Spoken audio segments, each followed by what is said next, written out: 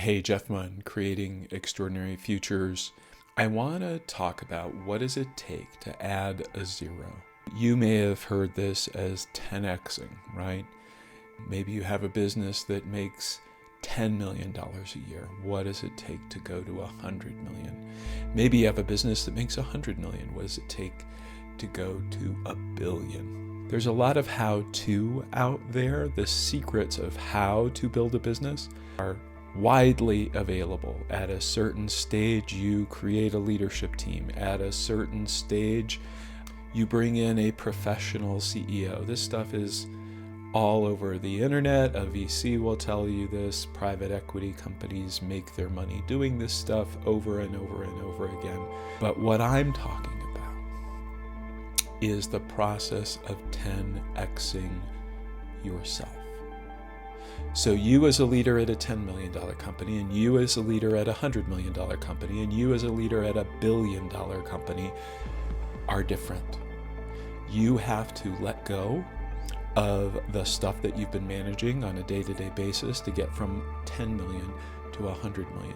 From 100 million to a billion, the jump is even more significant. You have to basically let go of the company. If you want that level of growth, you have to ask yourself, how little control can I take on? Because control and growth are in direct opposition. Letting go is the biggest challenge that I see founders and business owners face.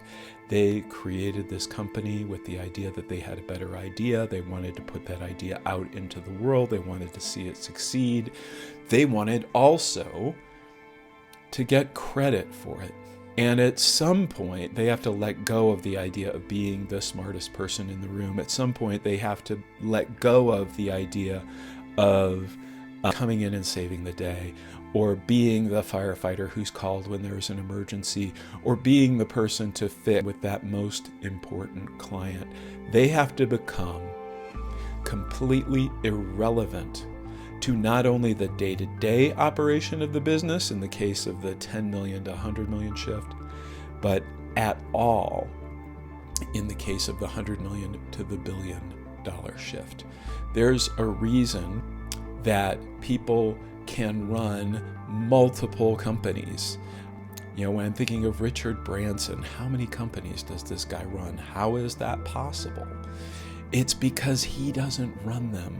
He hires good people and he lets them run them. And yeah, he shares his experience, he shares his opinion, but for the most part, he gets out of the way. And occasionally, he will sell some of those companies.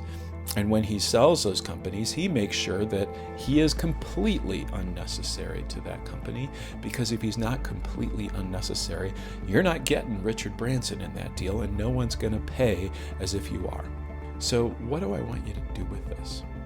First of all, check how it feels. Check, yeah, I really want a $1 billion company, but I want to run everything because I still believe that I'm the smartest person, or I want to get the credit, or I want the legacy. What is it that is in there that is still in there for you? Because that's what's driving you. That's what's driving you to take on that additional zero long after you should have been happy with the financial gains from this company, right? So there's something in there for you. There's something in there that's keeping you holding on. And that very something is getting in your way of making that next leap. And if that makes you uncomfortable, that discomfort is the roadmap for you. And if this resonates, let's talk. Take care, and I'll see you next time.